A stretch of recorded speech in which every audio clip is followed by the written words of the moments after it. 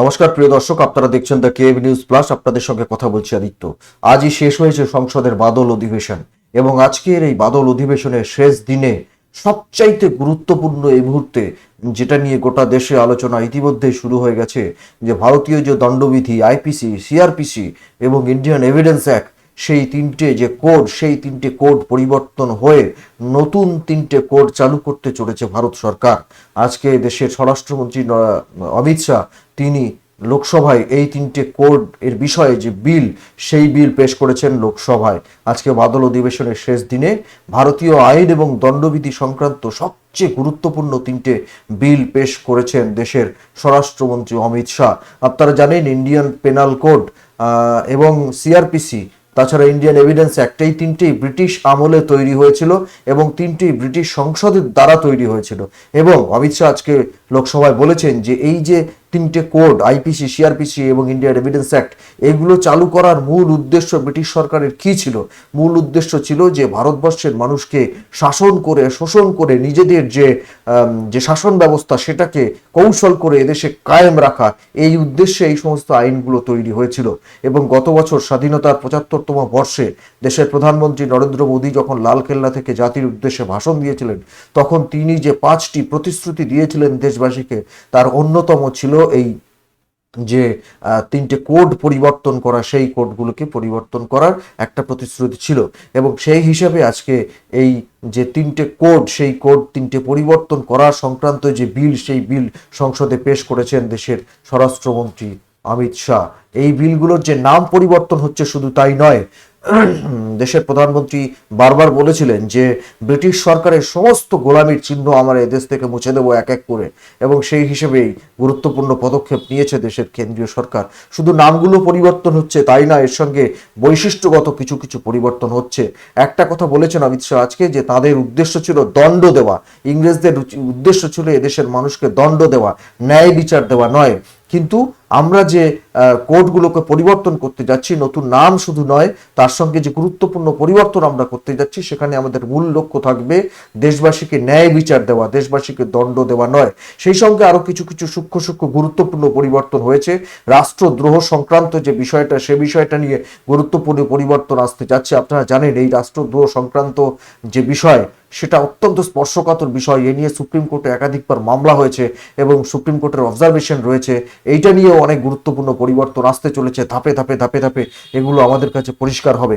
আরেকটা গুরুত্বপূর্ণ বিষয় নিয়ে যে মামলা আসতে চলেছে, গণধর্ষণ, অত্যন্ত স্পর্শকাতর বিষয়, গণপিটুনি, এই ঘটনা, মব লিঞ্চিংয়ের ঘটনা প্রায় দেশে ঘটে থাকে। বিভিন্ন জায়গায় মানুষের মনুষ্যত্বের অপমান করা হয়, সবাই মিলে ধরে বেঁধে একটা মানুষকে পিটিয়ে মেরে ফেলা হয়।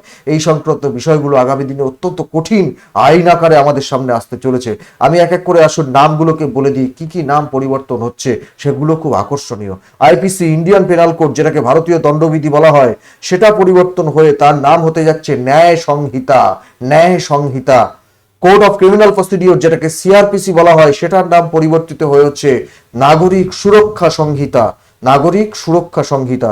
এবং ইন্ডিয়ান এভিডেন্স অ্যাক্ট, সেটার পরিবর্তন হয়ে নাম হচ্ছে নতুন ভারতীয় সাক্ষ্য অধিনিয়ম।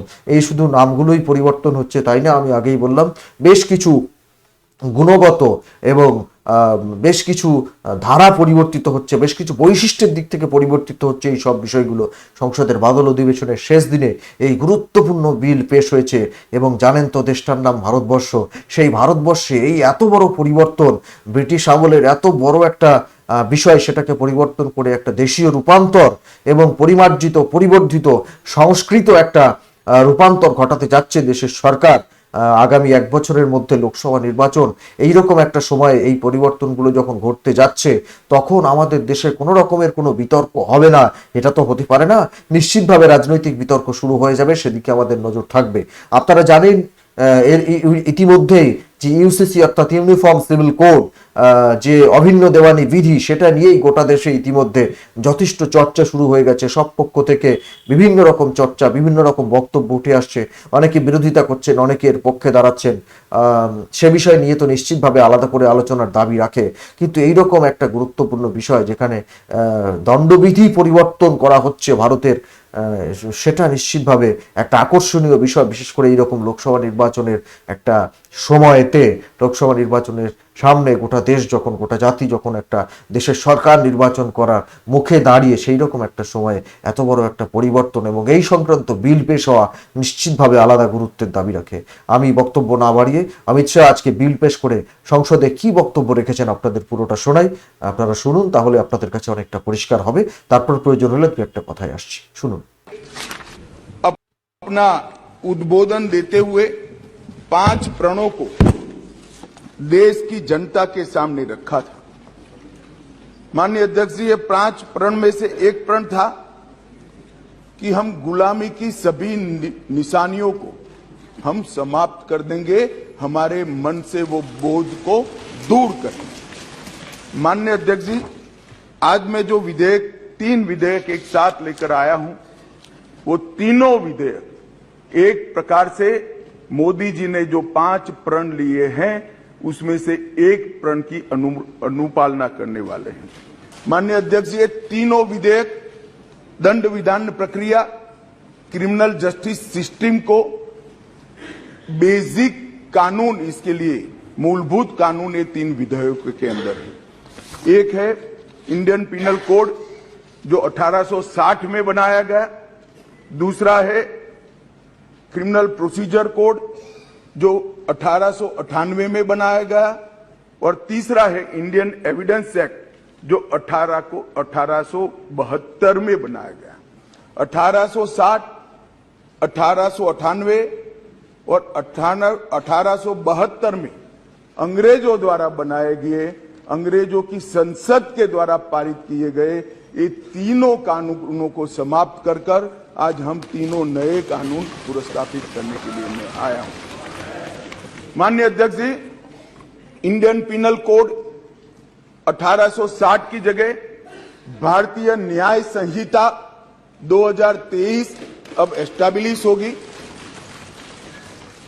क्रिमिनल प्रोसीजर कोड 1898 की जगह भारतीय नागरिक सुरक्षा संहिता प्रस्तावित होगी, और इंडियन एविडेंस एक्ट 1872 की जगह भारतीय साक्ष्य अधिनियम 2023 प्रस्तावित होगा। यह कानूनों की जो कानून रिपील होंगे इस तीनों विधेयक से, वो कानूनों की आत्मा जो है, वो कानूनों का मध्य बिंदु है कानून बनाने का, वो अंग्रेज शासन को मजबूत करने की दृष्टि से कानून बनाए गए थे। अंग्रेज शासन की रक्षा करने के लिए कानून बनाए गए थे, और उसका उद्देश्य दंड देने का था, न्याय देने का नहीं था। ये दोनों मूलभूत चीजों पर हम परिवर्तन करने जाए। ये तीनों कानूनों को रिप्लेस कर इनकी जगह जो 3 नए कानून बनेंगे, उनकी आत्मा होगी भारत के नागरिकों को संविधान प्रदत्त सारे अधिकार जो मिले हैं इसकी सुरक्षा। ये कानूनों का उद्देश्य किसी को दंड देना नहीं होगा, इन कानूनों का उद्देश्य सबको न्याय देना होगा। और न्याय देने की प्रक्रिया में, ये न्याय देने की प्रक्रिया में दंड वही होगा जहां अपराध रोकने का बोध खड़ा करने की जरूरत है, अपराध रोकने के लिए एक प्रकार की भावना खड़ी करने की जरूरत है, वही होगा। और मैं ये तीनों कानूनों को आगे मैं बताता हूं, बड़े ध्यान से इस प्रक्रिया में मैं इन्वॉल्व रहा हूं।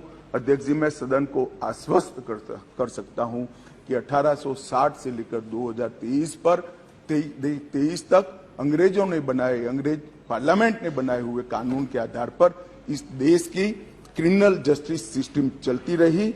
इसकी जगह भारतीय आत्मा के साथ ये 3 कानून अब प्रस्तावित होंगे और हमारी क्रिमिनल जस्टिस सिस्टम के अंदर। আপনাদের শোনালাম দেশের স্বরাষ্ট্রমন্ত্রী অমিত শাহর বক্তব্য। অন্য কিছু নয়, একটাই কথা শেষে বলবো, সেটা হচ্ছে এই, আমি আগেই বললাম দেশটার নাম ভারতবর্ষ।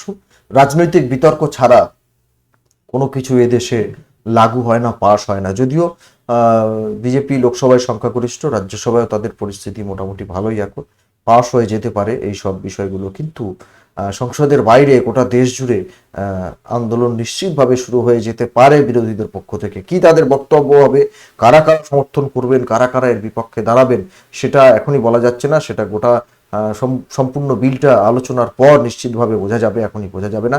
কোন দলের কি প্রতিক্রিয়া সেটাও এত তাড়াতাড়ি আসেনি এখনো, আমরা নিশ্চিতভাবে জানতে পারবো। কিন্তু একটা বিষয় এখন থেকেই যে বলা যায় সেটা হচ্ছে এই যে ভারতীয় ন্যায় সংহিতা, তারপরে নাগরিক সুরক্ষা সংহিতা, এই সংহিতা শব্দটার মধ্যে কেউ কেউ মনুসংহিতার গন্ধ পাবেন কিনা এবং তার মধ্যে দিয়ে বিজেপিকে আক্রমণ করতে শুরু করবেন কিনা, কেন্দ্রীয় সরকারকে আক্রমণ করতে শুরু করবেন কিনা, যে এরা আবার সেই মনুসংহিতার যুগে ফিরে যাচ্ছে, একথা বলে আক্রমণ শুরু হবে কিনা আমরা জানি না। আমাদের নজর থাকবে সেদিকে। প্রিয় দর্শক, আপনাদের নজর থাক আমাদের প্রত্যেকটা প্রতিবেদনের দিকে। প্রতিবেদনটি ভালো লাগলে শেয়ার করুন, সাবস্ক্রাইব করুন আমাদের চ্যানেলটি, দেখতে থাকুন the KB news plus. Thank you.